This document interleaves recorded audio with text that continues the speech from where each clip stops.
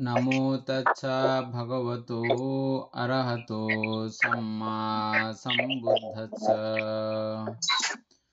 जगৎপূজ্য মহাকারণিক তথাগত সম্যক সম্বুদ্ধ শ্রীচরণে কৃতজ্ঞতা নিবেদন করে পুণ্যপারমিতে অংশগ্রহণকারী সকল উপাসক উপাসিকাগণের নিরোগ দীর্ঘায়ু সুখী জীবন তথা জ্ঞান বিমণ্ডিত জীবন কামনায় শুরু করতে চলেছি আজকের অভিধর্ম চর্চা ক্লাস।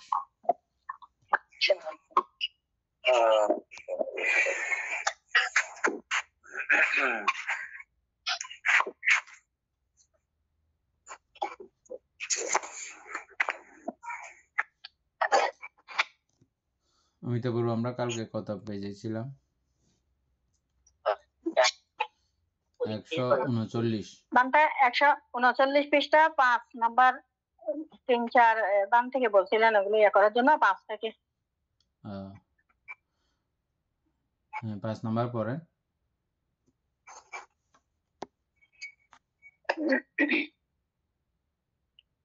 রূপাবচর দ্বিতীয় ও চতুর্থ ধ্যানের কৌশল বিপাক ক্রিয়া এই 6 চিত্ত মহৎগত আলম্বন গ্রহণ করে, অর্থাৎ যথাক্রমে অরূপ ধ্যানের প্রথম ও তৃতীয় ধ্যান চিত্তকে আলম্বন করে। মহৎগত আলম্বন কি কি? 27 প্রকার মহৎগত চিত্ত, 35 প্রকার চৈতসিক, 13 অন্য সমান, বিরতি ত্রয় বর্জিত, 22 শোভন চৈতসিক, সমগ্রভাবে মহৎগত আলম্বন। মহৎগত আলম্বন গ্রহণ করে অরূপবচরের দ্বিতীয় ও চতুর্থ ধ্যান এর কুশল বিপাক ক্রিয়া। বুঝছেন? অরূপবচরের দ্বিতীয় নাম্বার চিত্ত কি? বিজ্ঞানায়তন। এখান থেকে বানতে ওই রূপবচরের কুশল 5, বিপাক 5 রূপবচরের, আর ক্রিয়া 5, মোট 15 প্রকার। তারপর অরূপবচরের কুশল 4, 12, এখানে 27 প্রকার চিত্ত। এটা প্রথমটা। আবার শুনেন, অরূপবচরের দ্বিতীয় চিত্ত বিজ্ঞান অনন্তায়তন, তারপরে চতুর্থ চিত্ত নৈবসংজ্ঞা নাসংজ্ঞায়তন। এই দুইটা চিত্ত কোন কোন আলম্বন গ্রহণ করে? প্রশ্ন হচ্ছে যে এটা। হ্যাঁ, এই দুইটা চিত্তের মধ্যে আবার কুশল অকুশল, কুশল বিপাক এবং ক্রিয়া এগুলো সহ, মানে নর্মালি দুইটা, তাহলে কুশল বিপাক এবং ক্রিয়া ভেদে হয়ে গেল 6টা। হ্যাঁ, এই 6টা চিত্ত, এই 6 চিত্ত মহৎগত আলম্বন গ্রহণ করে। এই 6টা চিত্ত মহৎগত আলম্বন গ্রহণ করে। এবার হচ্ছে যে মহৎগত আলম্বন কাকে বলে?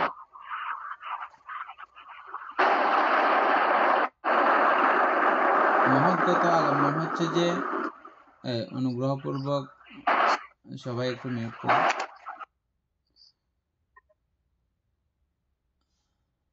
মহৎগত আলম্বন হচ্ছে যে 27 প্রকার মহৎগত চিত্ত। তাহলে মহৎগত চিত্ত কোনগুলো? 27 প্রকার মহৎগত চিত্ত কোনগুলো? রূপবচরের 5, তারপর কুশলের 5, বিপাকের 5, ক্রিয়ার 5, মোট 15। তারপর অরূপবচরের 4, কুশলের বিপাকের 4 আর ক্রিয়ার 4, 12।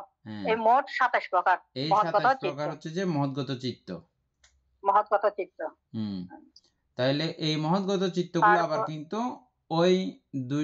ওই 6টা চিত্তের আলম্বন হতে পারে, আলম্বন গ্রহণ করে। ওই 6 চিত্তের ক্ষমতা আছে এগুলোকে আলম্বন বানানোর।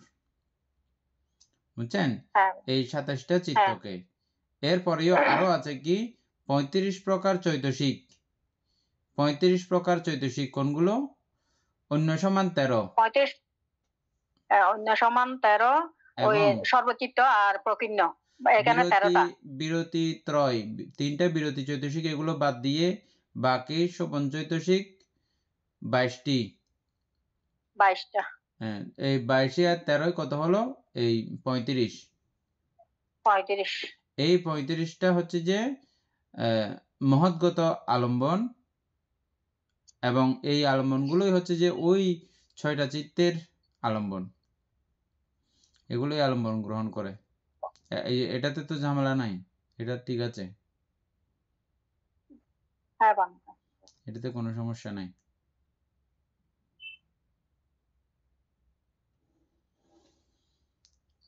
তারপরে 6 নাম্বার, এটাতে আমরা বুঝারও কিছু নাই, তারপরে বুঝছেন তো না? হ্যাঁ বানতে বুঝছি। মানে এই 6টা চিত্ত, 6টা চিত্ত ওই এই 27 প্রকার মহৎগত চিত্ত, তারপর 35 প্রকার 35 প্রকার চৈতসিক, এগুলো মহৎগত আলম্বন গ্রহণ করে। মহৎগত 2টা চিত্ত, 6টা চিত্ত এই বিষয়গুলোকে আলম্বন গ্রহণ করে। এখানে 35টা চৈতসিক এবং 27টা চিত্ত, এগুলোকে ওই 6 চিত্ত আলম্বন গ্রহণ করে, আলম্বন হিসেবে নিতে পারে।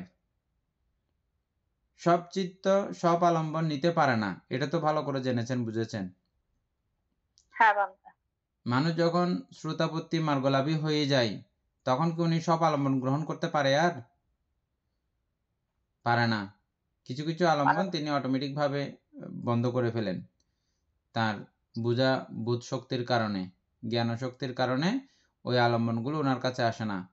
সক্রিয়তাগামী লাভ করলে তখন আরেকটু পরিবর্তিত হয়, ক্রমে ক্রমে এটা পরিবর্তিত হয়ে যায়।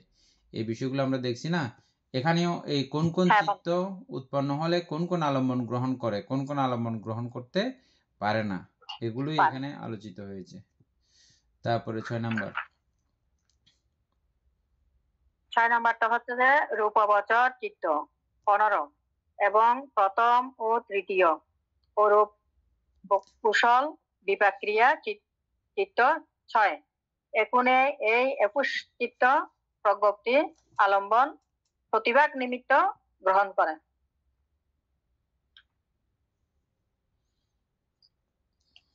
এখানে রূপবচর চিত্ত 15 হচ্ছে যে ওই কুশল বিপাক ক্রিয়া, রূপবচরের 15 চিত্ত। আর অরূপবচরের হচ্ছে যে প্রথম ও তৃতীয় অরূপ কুশল। আগে রূপবচর 15 চিত্ত তো চিনেন, কুশল বিপাক ক্রিয়া ভেদে রূপবচরের 15টা চিত্ত, এবং ওখানে আমরা অরূপবচরের যে 2টা চিত্ত বাদ দিয়ে আসছিলাম, ওই 2টা চিত্ত কুশল অকুশল ক্রিয়া মিলে হইল 6টা, তাহলে 15 আর 6 21টা।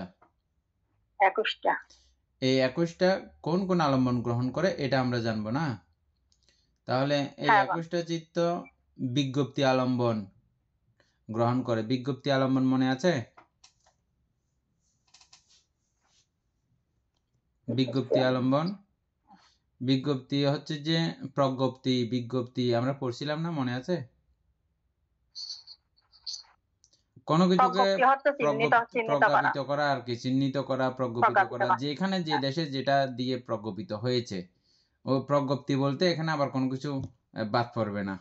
হ্যাঁ, ওগুলো ওই প্রজ্ঞপ্তি আলম্বনের উপর নির্ভর করে, কিন্তু সব জায়গাতে আলম্বনগুলো চিহ্নিত করে করে দেওয়া হয়েছে, এখানে কিন্তু এরকম করে কোনো কিছু চিহ্নিত করে দেওয়া হয় নাই, দেখেছেন?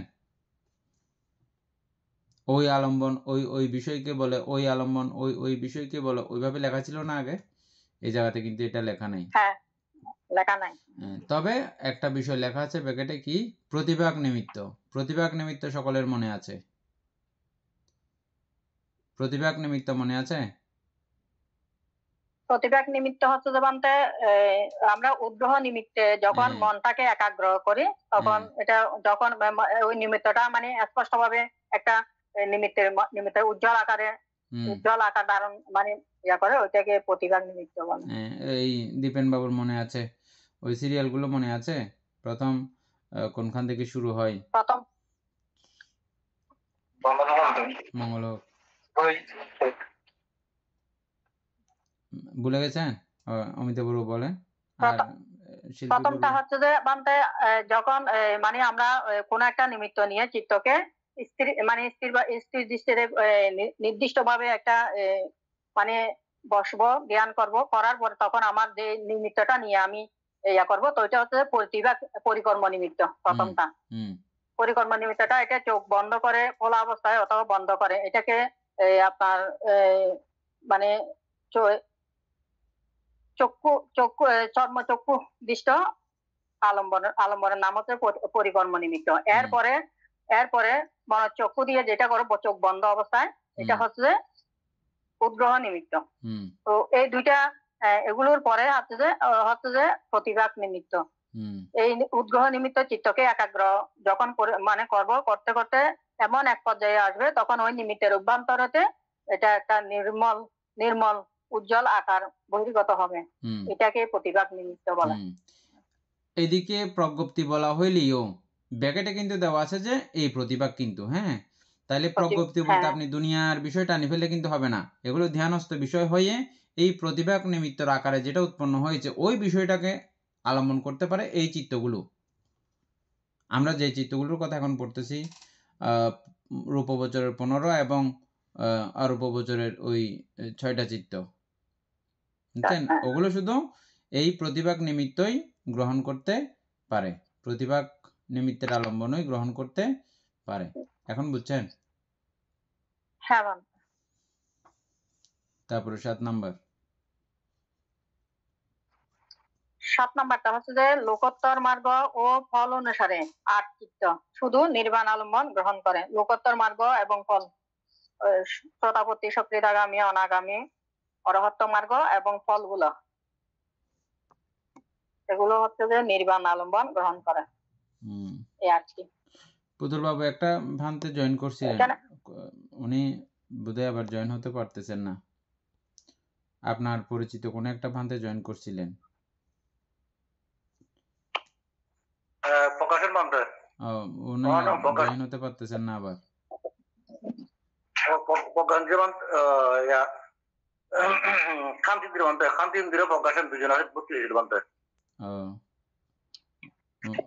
ওনারা ইয়ে করতে পারতেছে না বোধহয়, জয়েন করতে পারতেছে না, ওদেরকে জানাই দিবেন। হ্যাঁ, তারপরে 7 নাম্বার উপাসিকা। 7 নাম্বার হচ্ছে যে লোকোত্তর মার্গ ও ফল অনুসারে 8 চিত্ত শুধু নির্বাণ আলম্বন গ্রহণ করে। বান্তে কেন লোকোত্তর মার্গগুলো না, ওই মার্গ এবং ফলগুলো, 8 চিত্তগুলো ও ফল, এই 8টি, এগুলো শুধু নির্বাণ আলম্বন গ্রহণ করে। বান্তে এখানে একটা ইয়া দিছে যে উপরোক্ত ক্রমকে 1 5 7 6 7 2 3 4 আকারে সাজাইলে দাতার ক্রমের সহিত সর্বতভাবে মিলিয়া যাইবে। এটা তো আমরা ইয়া করি নাই, এটা আমাদের বিশুদ্ধ ইন্দ্রিয় জয়েন করলে তখন ইয়া করবে, এটা একটু মনে রাখেন। হ্যাঁ, বিশুদ্ধ ইন্দ্রিয় এটা বুঝাই দেবে, ওর কাছে এগুলো স্টক করা আছে। হ্যাঁ, আচ্ছা। ওই 5 নাম্বারটা একটু বলবেন? তেমন লিখতেই নেই। 5 নাম্বারটা মনে হয় কালকের ছিল, যে এটা আজকে করছিলাম আলোচনা না।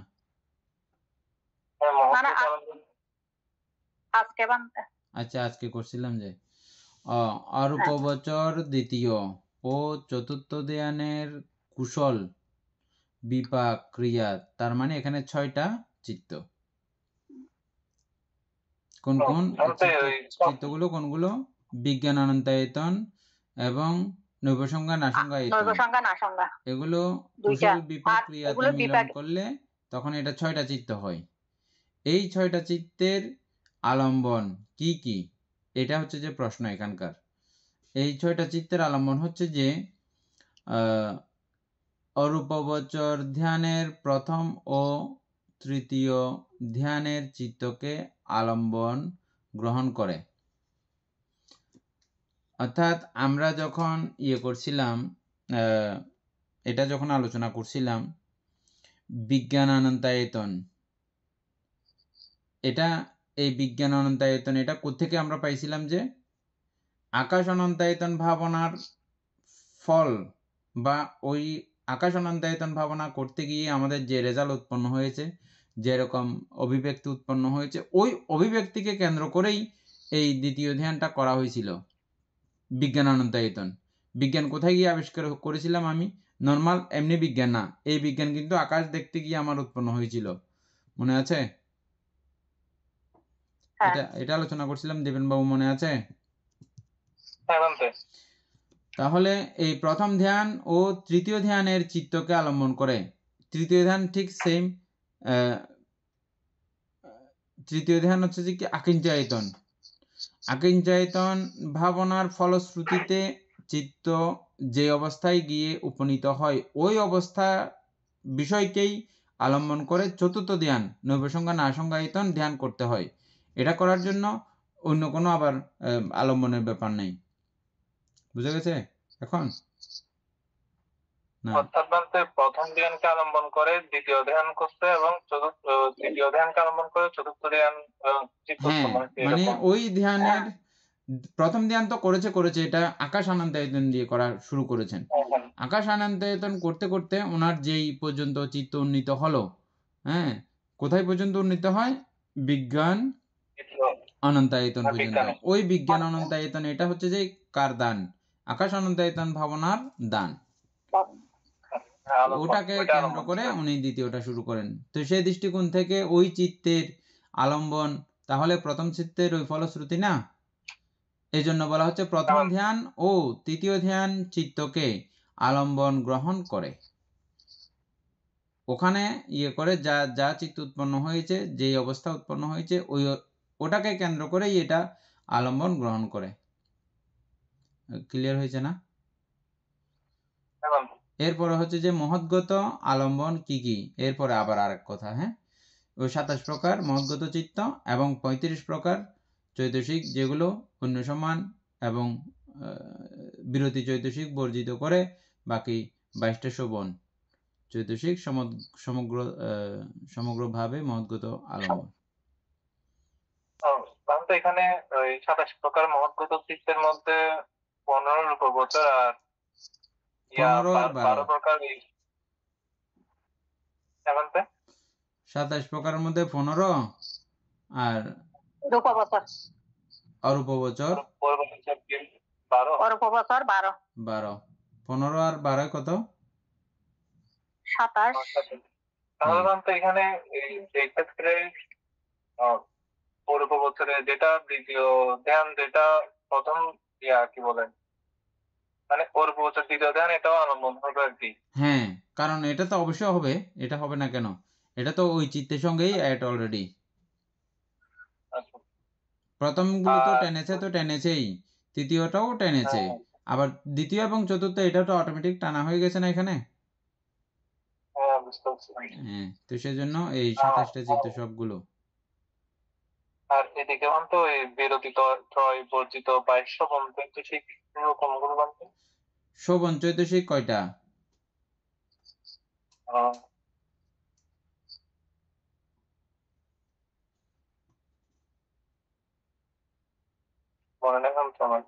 শোভন চৈতসিক গুলো দেখে নেবেন, তারপরে মিলে যাবে। হ্যাঁ, শোভন চৈতসিকের মধ্যে তবে বিরতিত্রয় কাকে বলে এটাও বিরতিত্রয় চৈতসিক গুলো আলাদা করে আছে। হ্যাঁ, তো এগুলো বাদ দিলে তখন এই বাকি শোভন চৈতসিক গুলো এগুলো এখানে যুক্ত হয়। তারপরে কতর মধ্যে ছিলাম? এটা আপনি বের করে রাখবেন, এই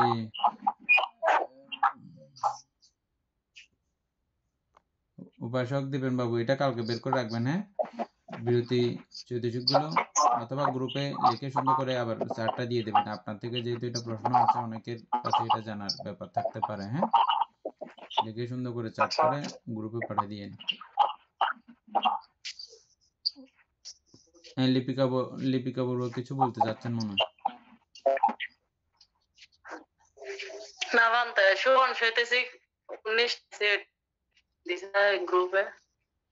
শোভন চৈতসিক 19 হ্যাঁ শোভন চৈতসিক 19। 19 প্রকার পাইছে আর কি। হ্যাঁ তারপর হচ্ছে যে বিরতি চৈতসিক, এখানে ওই বিরতি চৈতসিক হচ্ছে যে সম্যক বাক্য, সম্যক কর্ম, সম্যক আজীব। আর অপ্রমেয় চৈতসিক হচ্ছে 2 প্রকার, করুণা, মুদিতা। আর প্রজ্ঞান্দ্রিয় হচ্ছে যে 1 প্রকার, এই প্রজ্ঞান্দ্রিয়টা। এই 25 প্রকার চৈতসিককে শোভন চৈতসিক বলা হয়। এখান থেকে ওই বিরতি ত্রয়টা বর্জিত আর কি। বিরতি 19 প্রকার এগুলো যেটা উনি বলতেছেন, 19 প্রকার গুলো কি চৈতসিক এটা বলেন। শোভন চৈতসিক, শোভন সাধারণ চৈতসিক। এগুলো হচ্ছে যে শ্রদ্ধা, প্রীতি, ফিরি, অপত্রপা, অলোক, অদেশ, তথ্য মধ্যস্থতা, কায় প্রসদ্ধি, চিত্ত প্রসদ্ধি, কায় লঘুতা, চিত্ত লঘুতা, কায় মৃদুতা, চিত্ত মৃদুতা, কায় কর্মণ্যতা, চিত্ত কর্মণ্যতা, কায় প্রগুণতা, চিত্ত প্রগুণতা, কায় ঋজুতা, চিত্ত ঋজুতা। এই 19টা। দিদি এখানে বিরতি ত্রয় বলছেন যে কোনগুলো? বিরতি ত্রয় হবে যে এটা ওই এগুলো, এখানে 3টা আছে না, ওই সম্যক বাক্য, সম্যক কর্ম, সম্যক আজীব, এগুলো বিরতি ত্রয় 3টা। এই 3টা যদি না হয় তাহলে 22টা হবে আর কি। বিরতি ত্রয় বর্জিত 22টা শোভন চৈতসিক বলছো না, এই 22টা হবে আর কি 25টার মধ্যে। উপাসিকা লিপিকা বড়ুয়া, আপনি চৈতসিকের ইয়াতে গেলে শোভন বলতে যেগুলো কুশল চৈতসিক এগুলোকে একসঙ্গে শোভন চৈতসিক বলা হয়। যেগুলো শুধুমাত্র কুশল পক্ষীয় ভাবে কাজ করবে, এরা কখনো কোনোভাবেই অকুশল ভাবে কাজ করতে পারে না। সবসময় এরা কুশল পক্ষীয় ভাবেই কাজ করে। এদের ক্ষমতা শুধু কুশল পক্ষীয় ভাবে, অকুশল ভাবে এদের কাজ সম্ভব না। এরকম চৈতসিক আছে 25টা। ওই 25টা থেকে এই 3টা বাদ গিয়ে বাকি 22টা এবং ওই 13টা, এগুলোকে মহৎগত আলম্বন বলা হয়।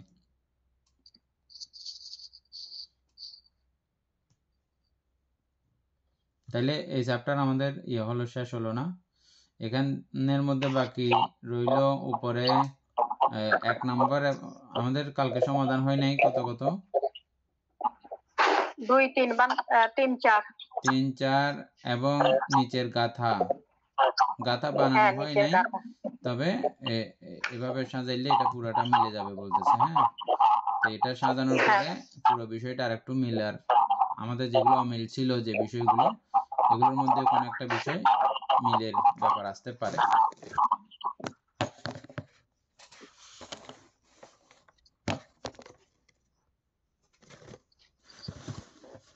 এরপরেরটা লিপিকা বড়ুয়া, সাউন্ড অফ করে দিন।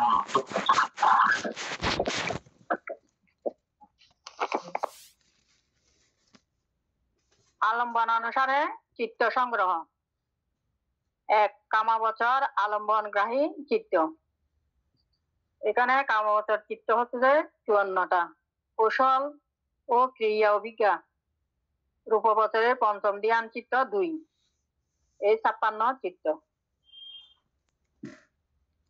এখানে বলতে কামাবচর 54 চিত্ত হবে যে দ্বাদশ ও কুশল 12টা, যেটা আমরা আগে থেকে জানি।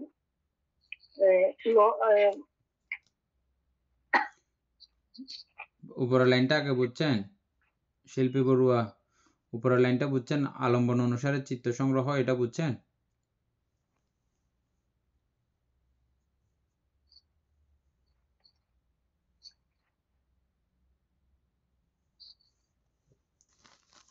উপাসক জ্ঞানশ্রী সিংহ, এই লাইনটা বুঝছেন?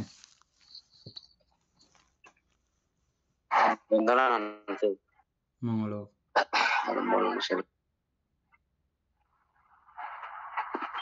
আলম্বনের উপর ভিত্তি করে যে চিত্তগুলো গঠিত হয় সেগুলো নাকি হ্যাঁ, আলম্বন অনুসারে চিত্ত সংগ্রহ।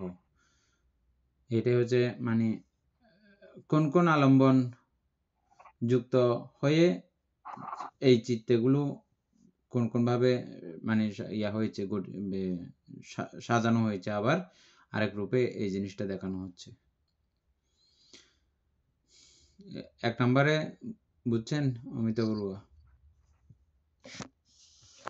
1 নম্বরে কামাবচর, যেগুলো যে কামাবচর আলম্বন গুলো, আলম্বন চিত্ত হচ্ছে এখানে ওই 54 প্রকারের মধ্যে এখানে যেগুলো আমরা কামাবচর চিত্তগুলো 12 কুশল 12টা, তারপর অহেতুক, কুশল, ক্রিয়া, কুশল, ক্রিয়া, অহেতুক। প্রথমে এখানে তাহলে কামগোচর আলম্বন মনে আছে কি কি? দীপেন বাবু কামগোচর আলম্বন মনে আছে? কামগোচর আলম্বন মনে আছে? এখানে বলা হচ্ছে যে কামগোচর আলম্বন গ্রাহী চিত্ত, মানে কোন কোন চিত্ত কামগোচর আলম্বন গ্রহণ করে। তাইলে আমাদেরকে আগে কামগোচরটা আবার চিনতে হবে না?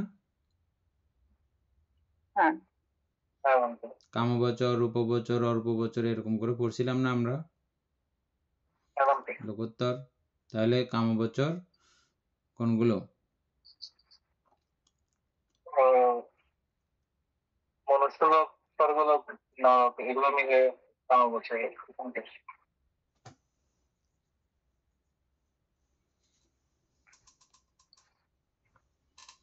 কামগোচর আলম্বন নাকি কামগোচর আলম্বন।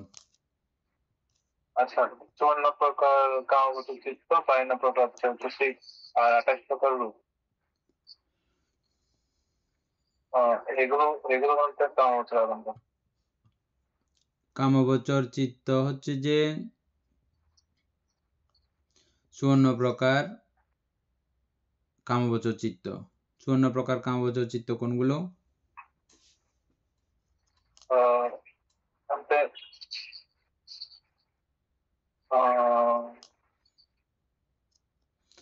অকুশলের 12,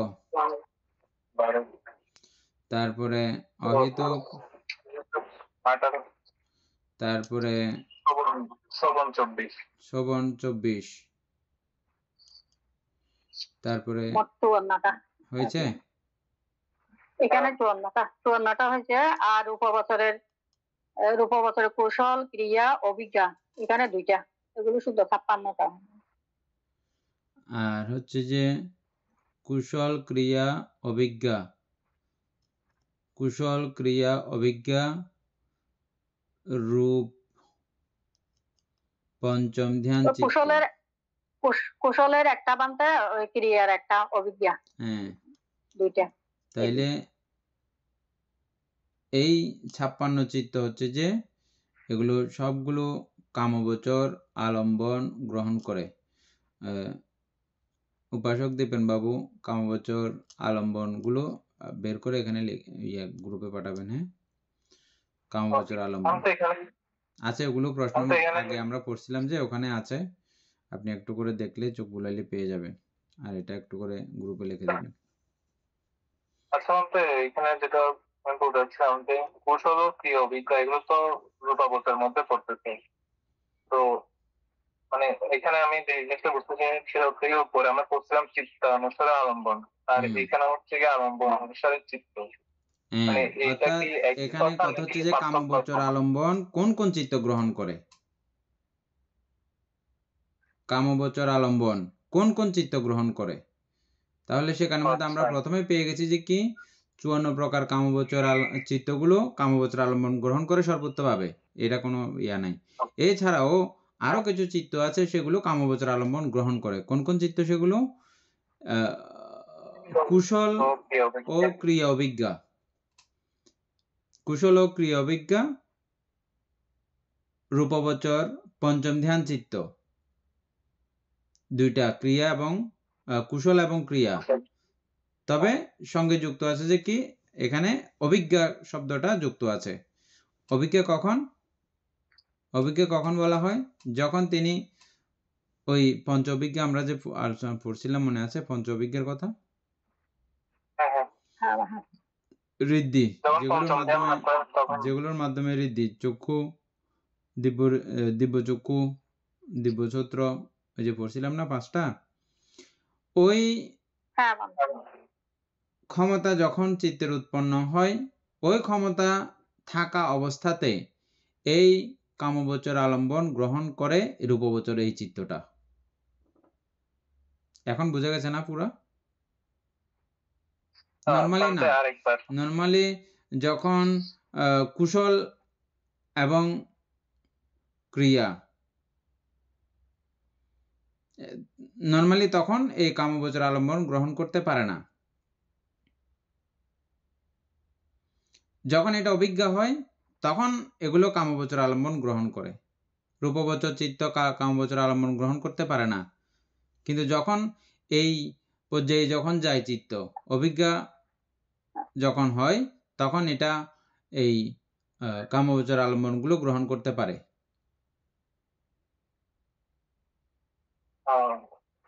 এখানে রূপ পঞ্চম ধ্যান চিত্ত লিখতে যায় ব্যাকেটে। ওই তো 5 নম্বর ধ্যান চিত্তটা আর কি, রূপগোচরের 5 নম্বর ধ্যান চিত্ত। যখন অভিজ্ঞা মানে যখন কোনো কিছু ঋদ্ধি মানে অভিজ্ঞা উৎপন্ন হবে তখন পারবে যায়, তাহলে তো কুশল।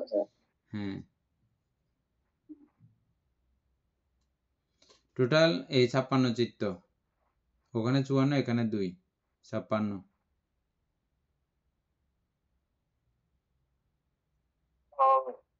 রূপগোচর যেহেতু সেই ক্ষেত্রে সেটা রূপগোচর আলম্বন গ্রহণ করার কথা না, মানে এই ক্ষেত্রে রূপগোচর যেহেতু পঞ্চম ধ্যান, সেক্ষেত্রে এটার আলম্বন রূপগোচরের চতুর্থ ধ্যান, এটা হওয়ার কথা ছিল না? অর্থাৎ এগুলো রূপগোচর চিত্ত, রূপগোচর আলম্বন গ্রহণ করার কথা ছিল, এরকম তো কথা। কিন্তু এই দুইটা চিত্ত কিন্তু যেহেতু ক্রিয়া অভিজ্ঞা, ক্রিয়া চিত্ত কাদের হয়? অরহৎগণের। তো সুতরাং অরহৎগণের এইভাবে কামগোচর আলম্বন গ্রহণ করতে পারে ওই 2 চিত্তক্ষণে। ওই 2 চিত্তের মধ্যে এই কামগোচর আলম্বন গ্রহণ করা যায়, করতে পারে, করে। এই 56 চিত্ত হচ্ছে যে কামগোচর আলম্বন গ্রাহী চিত্ত। তাইলে কামগোচর আলম্বন কয়টা চিত্ত গ্রহণ করে বললে? 56টা চিত্ত আছে যেগুলো কামগোচর আলম্বন গ্রহণ করতে পারে। আর কামগোচর আলম্বনের মধ্যে এটা তো আমরা পেয়েই গেলাম, এই কামগোচর চিত্ত সবগুলোই কামগোচর আলম্বন, এটা তো এক দফায় আমরা পেয়েই গেলাম। এর মধ্যে এমনি বইয়ে লেখা আছে, আমরা এখন কষ্ট করলে আবার এগুলো বের হবে। দীপেন বাবুকে তো এটা কাজ দিলাম আমি, আপনি বের করে রাখবেন। একদম সোজা, অবশ্য কোনো কষ্ট নাই। কোন কোন চৈতসিকগুলো এই চিত্তগুলোর সঙ্গে সম্পৃক্ত হয়, মানে কামগোচর ভাবে কামলোক তো চিনেন, 6 স্বর্গ এবং মনুষ্যলোকীয় যে ব্যাপারটা আছে, ওখানে যেই চৈতসিকের কার্যক্রম চলে, যে চৈতসিকগুলো এখানে সংযোজিত হয়, ওই চিত্তগুলোকে সর্বত্রভাবে কামগোচর আলম্বন বলা হয়। যাই হোক, এটা আমরা কালকে এটা পুরো 4টা পাঠিয়ে দিলে আমি আবার আলোচনা করে দেবো। হ্যাঁ,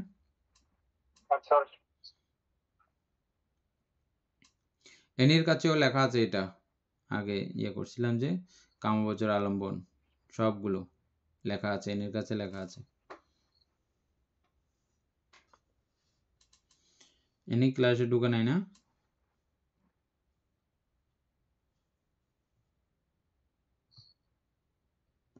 তারপরে 2 নাম্বার,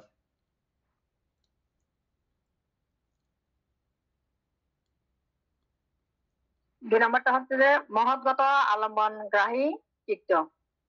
এখানে 12 অকুশল, 1 মনোদ্বারাবর্তন, 8 মহাকুশল, 8 মহাক্রিয়া, 2 কুশল ও ক্রিয়া অভিজ্ঞা, 3 বিজ্ঞানায়তন, আবার 3 নৈব সংজ্ঞা নাসংজ্ঞা আয়তন চিত্ত, সর্বমোট 37 চিত্ত। এগুলো হচ্ছে মহৎগত আলম্বন। মহৎগত আলম্বন উপরে আমরা পাইছিলাম একটু উপরে।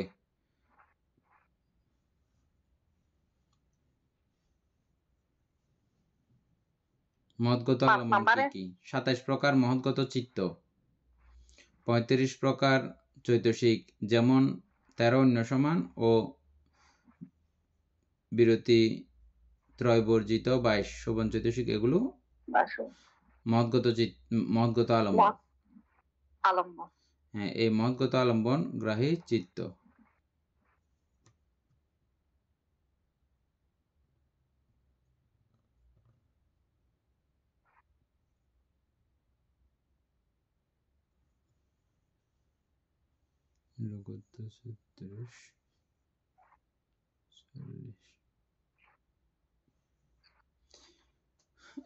উপরে 1 নম্বরের মধ্যে আছে, দেখেন কামবচর আলম্বন কি কি? উপাসক দিবেন বাবু দেখেন। 54 প্রকার কামবচর চিত্ত, 52 প্রকার চৈতসিক ও 28 প্রকার রূপ সমগ্রভাবে কামবচর আলম্বন। এটা লিখে রাখেন আলাদা করে, হ্যাঁ? তারপর লিখে গ্রুপে করে দিতে পারবেন, বুঝছেন? আচ্ছা।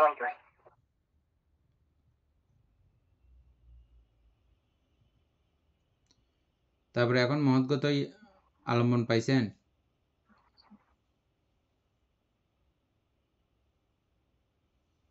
মহৎগত আলম্বন কাকে বলে? এখানে মহৎগত আলম্বন হচ্ছে যে 27 প্রকার মহৎগত চিত্ত। কোনগুলো 27 প্রকার মহৎগত চিত্ত? কোনগুলো? শিল্পী বড়ুয়া বলেন।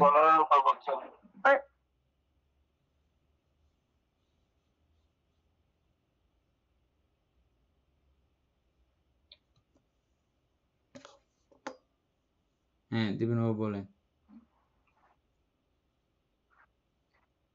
15 বছর আর 12 বছর চিত্ত বিকাশ জানতে। হ্যাঁ। তাহলে এগুলো হচ্ছে যে মহৎগত আলম্বন। এই মহৎগত আলম্বন কোন কোন চিত্ত গ্রহণ করে?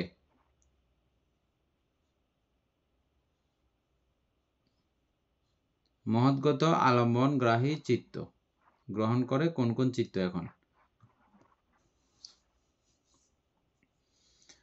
12 অকুশল চিত্ত এই মহৎগত আলম্বন গ্রহণ করতে পারে। তারপরে 1 মনোদার আবর্তন।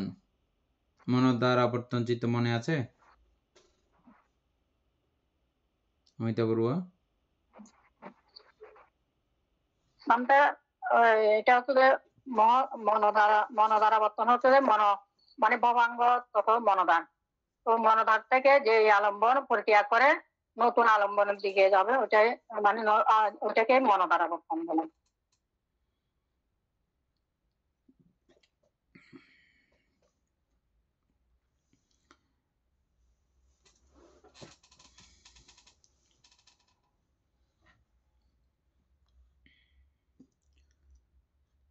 তারপরে হচ্ছে যে 8 মহাকুশল এই মনোদার আবর্তন চিত্তও কি করতে পারে? এই মহৎগত চিত্ত মহৎগত আলম্বনগুলো গ্রহণ করতে পারে। এটা মনোদারের অবশ্যই তো ক্ষমতা আছে, কারণ ওই জায়গা ছাড়া কারো অন্য কোনো কাজ হওয়া তো সম্ভব না। হ্যাঁ, সেহেতু এই মনোদার আবর্তন চিত্ত এই মহৎগত চিত্ত আলম্বন গ্রহণ করতে পারে। তারপর হচ্ছে যে 8 মহাকুশল, 8 মহাক্রিয়া এবং 2 কুশল ও ক্রিয়া অভিজ্ঞা।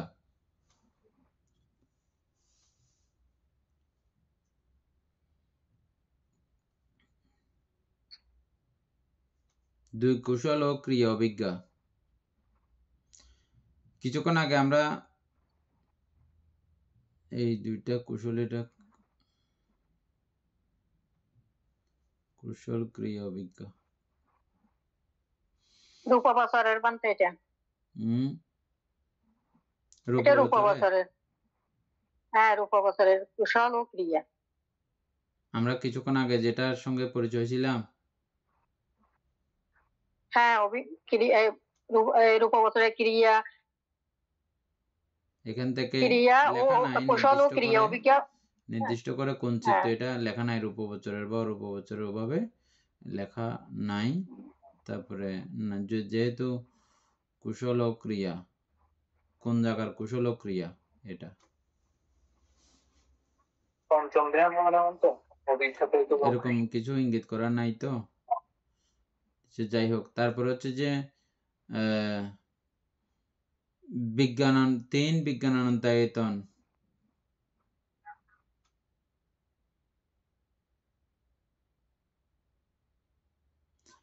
তিন দিয়ে বোঝানো হয়েছে, তাহলে বিজ্ঞানায়তন কুশলের 3 নাম্বার বিজ্ঞানায়তন, আর বিপাকের বিজ্ঞানায়তন, ক্রিয়ার বিজ্ঞানায়তন, এই তিনটা অল্প বছরের বিজ্ঞানায়তন। এখানে 3টা চিত্ত। ঠিক আছে। কুশল বিভাগ ক্রিয়া, কুশল এবং ক্রিয়া রূপবচরের মধ্যে,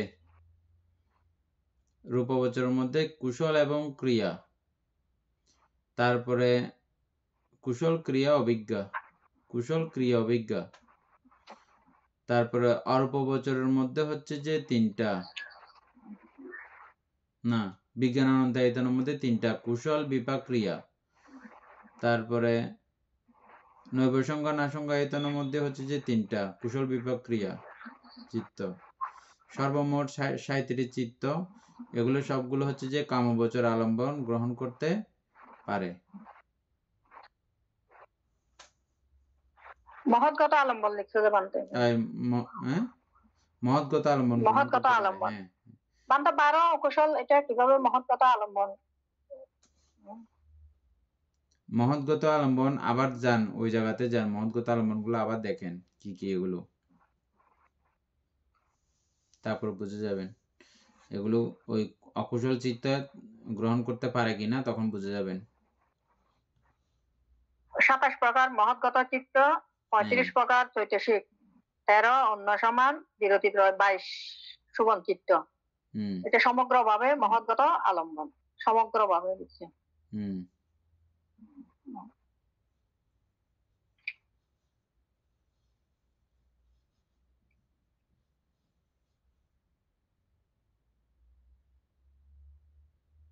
আবার বলেন মহৎগত আলম্বন গুলো। 27 প্রকার মহৎগত চিত্ত,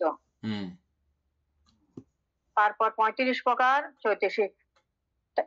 35 প্রকার চৈতসিক হচ্ছে যে 13 সমান, 13 অন্য সমান, তারপর বিরতি ত্রয় বর্জিত 22 শোভন চিত্ত, শোভন চৈতসিক। তো এগুলোকে যেহেতু মহৎগত আলম্বন হিসেবে চিহ্নিত করা হয়েছে, যেমন 13 প্রকার অন্য সমানের মধ্যে এরা তো উভয় দিকে কাজ করে, কুশল অকুশলে।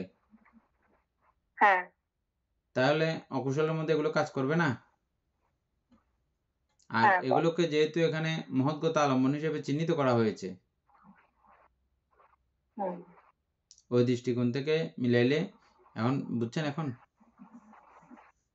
মহৎগত আলম্বন গ্রহণ করবে কিভাবে? দ্বাদশ অকুশল চিত্ত।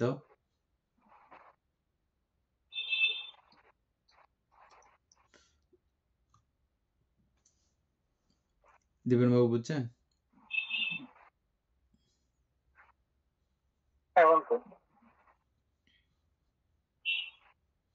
তারপরে আর একটু পরিষ্কার করার দরকার আছে, এটা না?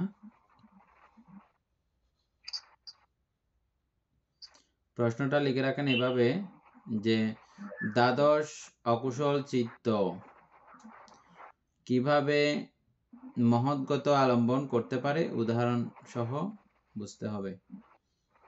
এভাবে একটা প্রশ্ন লিখে রাখেন।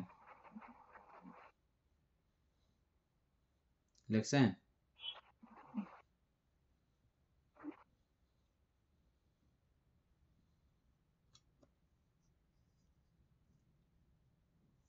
দীপন বাবু লিখছেন? নামটা লিখেছি।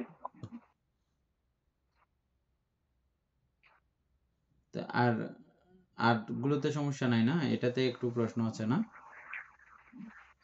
হ্যাঁ ম্যাম। এটাতে একরকম মিলছে, তারপরে আমরা একটু উদাহরণ সমেত ভালো করে পরে বুঝবো। হ্যাঁ,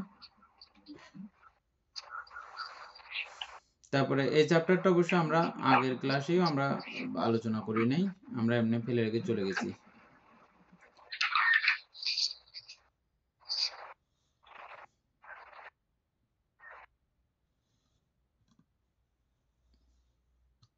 তারপরে 3 নাম্বার,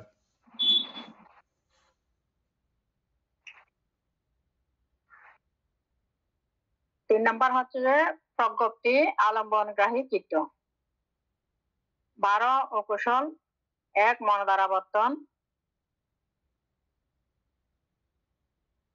8 মহাকুশল, 8 মহাক্রিয়া, 15 উপবচর, তারপর 3 আকাশানন্তয়ন, 3 আকিঞ্চয়ায়তন, সর্বমোট 50 চিত্ত। প্রজ্ঞপ্তি আলম্বন কাকে বলে আমরা চিনে আসছিলাম না? হ্যাঁ বলতে। ওই প্রজ্ঞপ্তি আলম্বন কোন কোন চিত্ত গ্রহণ করতে পারে? ওই দ্বাদশ অকুশল এবং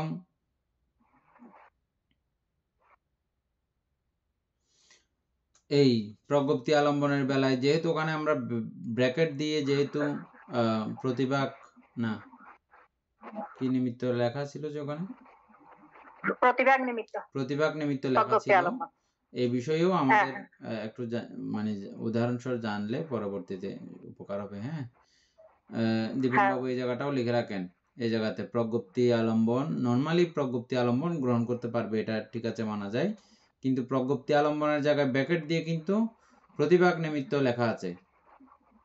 এই বিষয়টা কি হবে না হবে একটু করে জেনে নেওয়ার প্রয়োজন আছে। হ্যাঁ,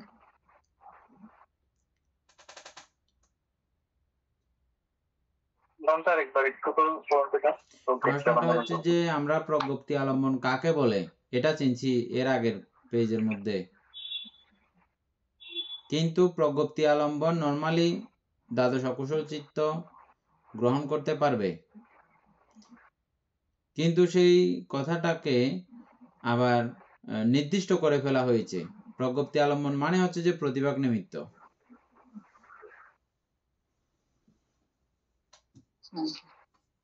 না, প্যাকেট দিয়ে সেটা বোঝানো হয়েছে না? তো সেহেতু সেটা যদি হয় তাহলে এই দ্বাদশ অকুশল চিত্ত সেটা কিভাবে গ্রহণ করবে, আর করলেও এটা উদাহরণ সহ আমরা একটু বুঝে নেব আর কি। হ্যাঁ, তারপরে মনোদ্বারাবর্তন চিত্ত, এটা ঠিক আছে, এটা কোনো সমস্যা নাই। তারপরে 8 মহা কুশল হতে পারে, 8 মহা বিপাক না 8 মহাক্রিয়া, এগুলো ঠিক আছে। আর উপবচরের 15, এটাও ঠিক আছে। তারপরে আকাশ অনন্তায়তন 3, কুশল বিপাক ক্রিয়া 3, আকাঞ্চয় 3, কুশল বিপাক ক্রিয়া, এই সর্বমোট 50 চিত্ত প্রজ্ঞপ্তি আলম্বন গ্রহণ করে।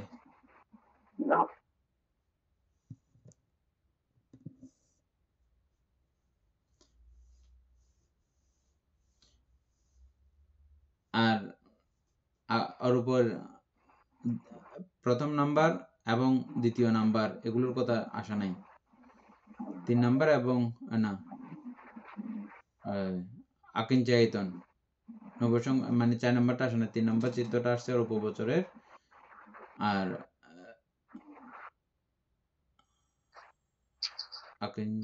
আকাশ অনন্তায়তন 1 নাম্বারটা এবং 3 আকিঞ্চয়তন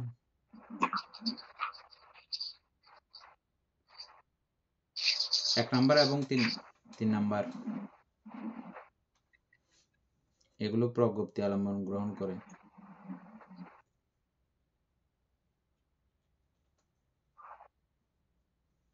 এই 50 চিত্ত। 4 নাম্বার,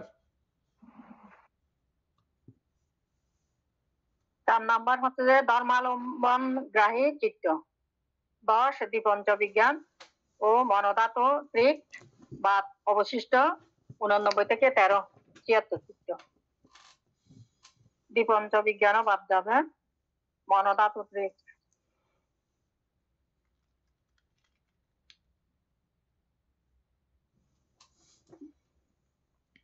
অবশিষ্ট 89 থেকে 13। মনোধাত্ত্বিক হচ্ছে যে পঞ্চধারাবর্তন 1 আর সম্প্রতীচ্য 2, এগুলো না বানতে 3, আর দ্বিপঞ্চ বিজ্ঞান 10, 3, 13। আর ধর্মাবলম্বন আমরা পাইছিলাম এর আগে? ধর্মাবলম্বন কাকে বলে? এটা তো পাইনি।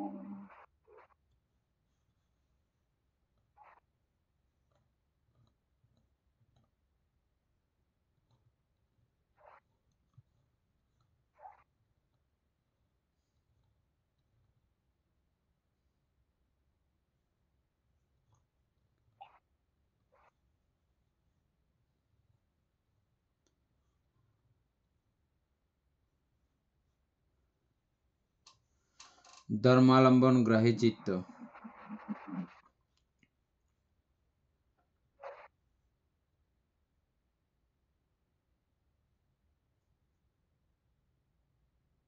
মনের ধর্ম।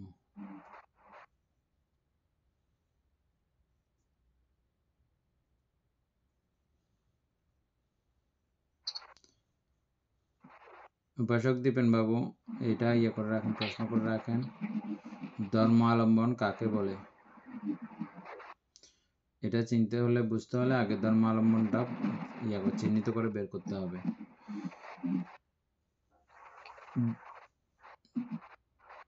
10 প্রকার দ্বিপঞ্চ বিজ্ঞান চিত্ত। 10 মনোধাতু ত্রিক বাদ অবশিষ্ট 89 বিয়োগ 13 হয় 76 চিত্ত। অর্থাৎ দ্বিপঞ্চ বিজ্ঞান এবং মনোধাতু 3টা বাদ দিয়ে 13টা বাদ দিলে 89 প্রকার চিত্ত থেকে 13টা বাদ দিলে বাকি যা থাকে 76 প্রকার চিত্তই হচ্ছে যে ধর্মাবলম্বন গ্রাহী চিত্ত। ধর্মাবলম্বন, ধর্ম হচ্ছে যে চিত্তের স্বভাব। চিত্তের স্বভাব। দ্বিপঞ্চ বিজ্ঞানের মধ্যে কি চৈতসিক প্রবেশ করে না?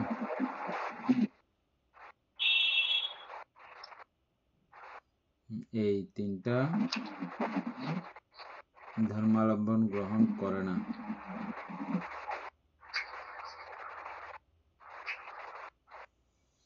ধর্ম হচ্ছে যে 52 প্রকার চৈতসিক।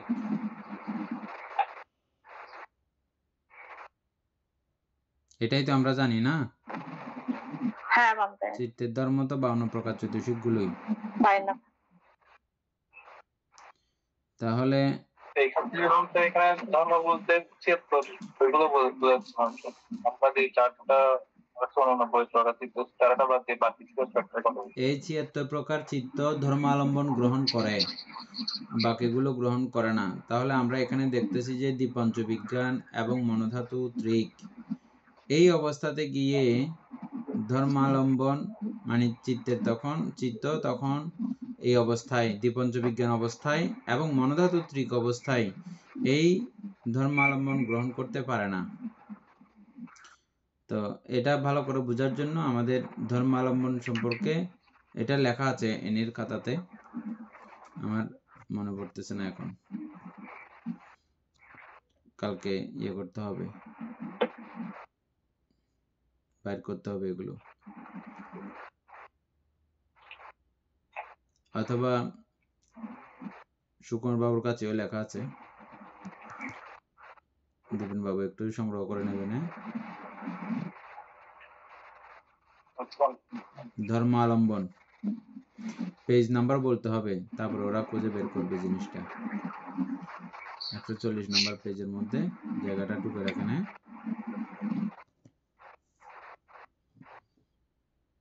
আচ্ছা, তাহলে এখানকার এই 13টা চিত্তের মধ্যে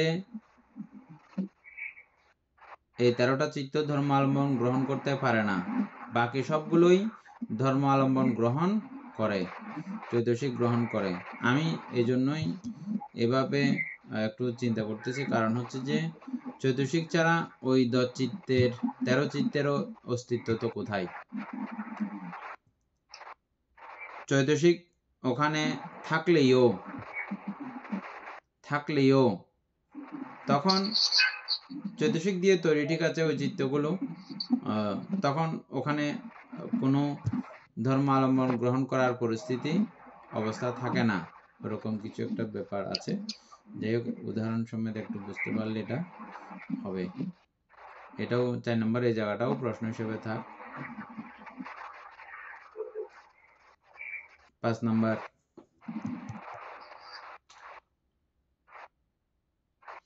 5 নাম্বার হচ্ছে যে নির্বাণাম্বন গ্রাহী চিত্ত। 1 মনোদ্বারাবর্তন চিত্ত, 4 জ্ঞান সম্প্রযুক্ত মহাকুশল, আর 4 জ্ঞান সম্প্রযুক্ত মহাক্রিয়া, 2 কুশল ক্রিয়া অভিজ্ঞা, 8 লোকোত্তর। এই 19 চিত্ত নির্বাণকে আলম্বন গ্রহণ করিতে সক্ষম।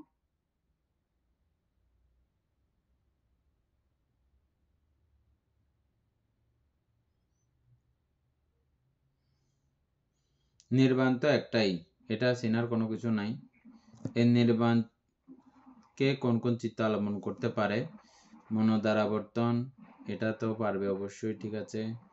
তারপরে 4 জ্ঞান সম্প্রযুক্ত মহাকুশল, মহাক্রিয়া, তারপরে হচ্ছে যে 2 হচ্ছে যে কুশল ক্রিয়া অভিজ্ঞা, ওই পঞ্চম ধ্যানের কুশল ক্রিয়া অভিজ্ঞা। তারপর হচ্ছে যে 8 লোকোত্তর চিত্তগুলো, এই 19 প্রকার চিত্ত নির্বাণ আলম্বন গ্রহণ করতে সক্ষম।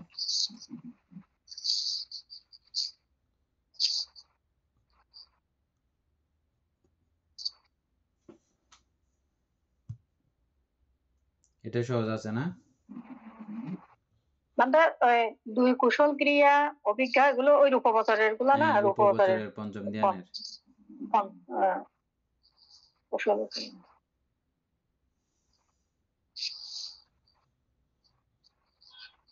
তারপরে 6 নাম্বার, 6 নাম্বার হচ্ছে যে রূপালম্বন গ্রাহী চিত্ত। 2 চক্ষু বিজ্ঞান, 3 মনোধাতু, 1 মনোদ্বারাবর্তন, 29 প্রকার যবন, কাম্যবচর যবন, 11 তদালম্বন, 2 কুশল ও ক্রিয়া অভিজ্ঞা, এই 48টি চিত্ত।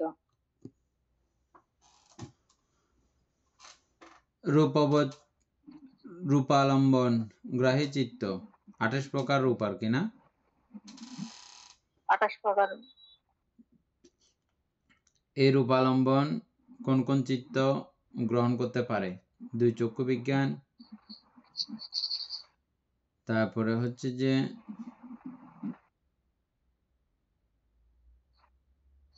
3 মনোধাতু, মনোধাতু ত্রিকগুলো, তারপরে 1 হচ্ছে মনোদ্বারাবর্তন একটা, 29 প্রকার কামবচর যবন। 29 প্রকার কামবচর যবন গুলো বের করতে পারবে?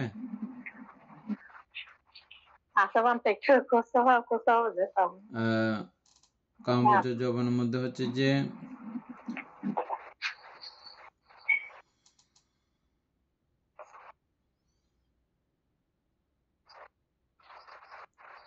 কামবচর চিত্ত, দ্বাদশ অকুশল, তারপরে হচ্ছে যে এদিকে 3 8 24, 24 আর 15 24 আর 12 কত?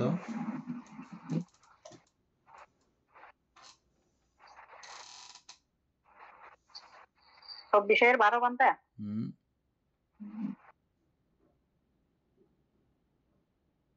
36 বানতে।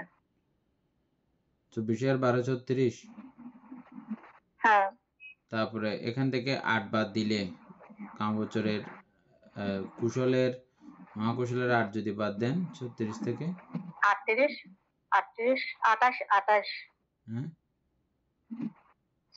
36 থেকে 8 বাদ দিলে 28 হবে। তারপরে আর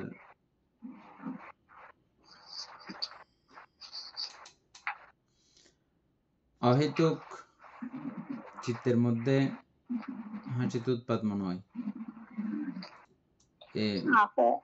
হাসিত উৎপাত বা ওই জাতীয় একটা চিত্র আছে এই কামবছর যবনের মধ্যে। মনে আছে কামবছর যবন কোনগুলোকে বলা হয়, কেন বলা হয়? লেখা আছে একটু পাচ্ছি না। যে যে চিত্রগুলো যবন কার্যক্রম পর্যন্ত পরিচালিত হয় বা অতটুকু যবন পর্যন্ত পৌঁছে যায় ওগুলোকে বলা হয় যবন। এবং এই যবন কামবছরের মধ্য দিয়ে হইলে কামবছর যবন, রূপবছরের মধ্য দিয়ে হইলে রূপবছর যবন, অরূপবছরের মধ্য দিয়ে হইলে অরূপবছর যবন। যবনটা তো মনে আছে, চিত্তের যবন প্রক্রিয়া পর্যন্ত চলমান থাকলে ওগুলোকে যবন চিত্ত বলা হয়। হ্যাঁ। তারপরে 11 তদালম্বন চিত্ত। তদালম্বন চিত্ত 11টা। তদালম্বন কাকে বলা যায়? যবন অতিক্রম করে আরো যখন থাকে, যবন অতিক্রম করার পরে যখন যায় তখন তদালম্বন হয় না? যা ঘটেছে তার আবার পুনরায় সাধন করাই হচ্ছে তদালম্বন। এরকম তদালম্বন হয়, এরকম 11টা চিত্ত আছে যেগুলো এই রূপালম্বন গ্রহণ করে। তারপরে হচ্ছে যে 2 কুশল ও ক্রিয় অভিজ্ঞা, এগুলোও রূপালম্বন গ্রহণ করে। 11 তদালম্বন চিত্ত এগুলো তো জানি না। 11 তদালম্বন চিত্তগুলো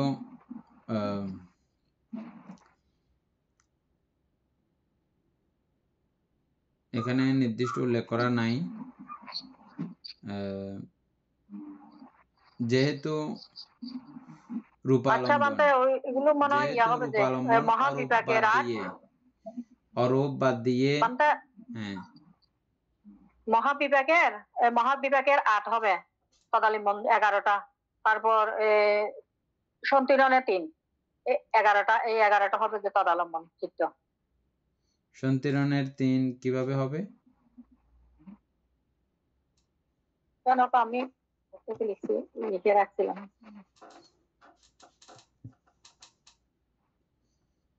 সন্তিরণ চিত্ত কি তদালম্বন হলো?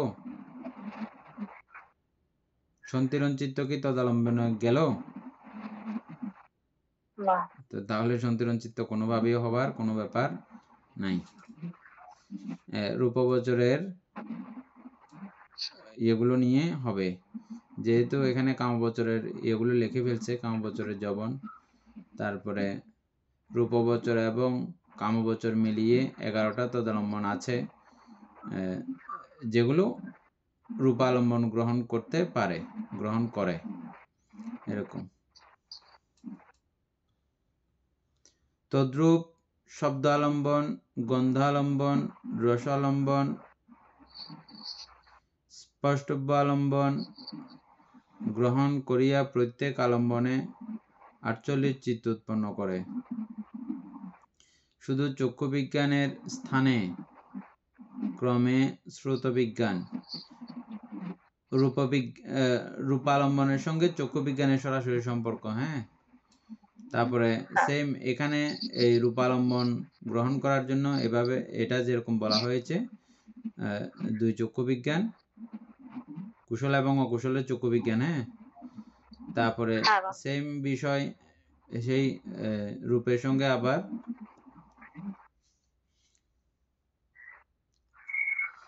মনোধাতু,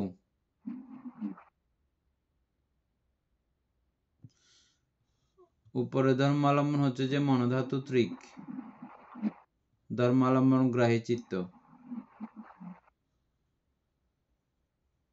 এটা তো এখন মিলছে। আচ্ছা যাই হোক, এটা আবার পরে দেখব। তাহলে তদ্রূপভাবে শব্দালম্বন, গন্ধালম্বন, রসালম্বন, স্পষ্টব্যালম্বন গ্রহণ করিয়া প্রত্যেকেই 48, উপরেটা যেরকম রূপালম্বন গ্রহণ করছে চক্ষু বিজ্ঞান আদিতে সবগুলো, গন্ধতেও সেম, শব্দতেও সেম, রসেও সেম, স্পষ্টব্যের মধ্যেও সেম, স্পষ্টব্য আলম্বন।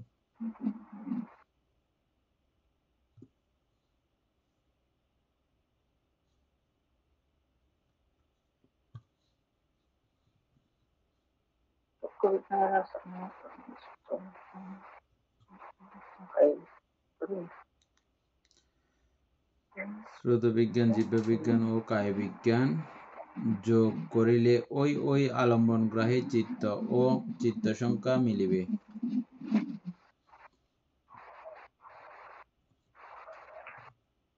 আজকে এখানে পর্যন্ত থাক, কালকে আমরা 12 থেকে পড়ব। আচ্ছা, সধর্মপ্রাণ প্রিয় উপাসক উপাসিকা বৃন্দ, এতক্ষণ যাবৎ আমরা অভিধর্ম অর্থ সংগ্রহ চর্চা করেছি। এতে আমাদের অপ্রমেয় পুণ্য সাধিত হয়েছে। পুণ্যরাশি অনন্ত চক্রবাসী সত্যগণকে দান করছি, গুরুবন্ধুদিওকে দান করছি, মাতা পিতাগণকে দান করছি, এবং যারা আমাকে প্রতিনিয়তভাবে ধর্মচর্চায় সহযোগিতা করে চলেছেন তাদেরকে পুণ্যরাশি দান করছি। এই পুণ্যরাশির কাছে আমরা প্রত্যেকে প্রার্থনা করব নির্বাণ লাভ অবধি অসৎ ব্যক্তি, মূর্খ ব্যক্তি পাপমিত্রের সংসর্গ লাভ না করে সদা সর্বদা জ্ঞানদর্শী কল্যাণ মিত্রের সান্নিধ্য সংসর্গ লাভ করতে সক্ষম হই। এইরূপ সাধু কামনা পোষণ করে আজকের মতো ক্লাস এখানে সমাপ্ত করছি। সাধু সাধু সাধু ও কাশা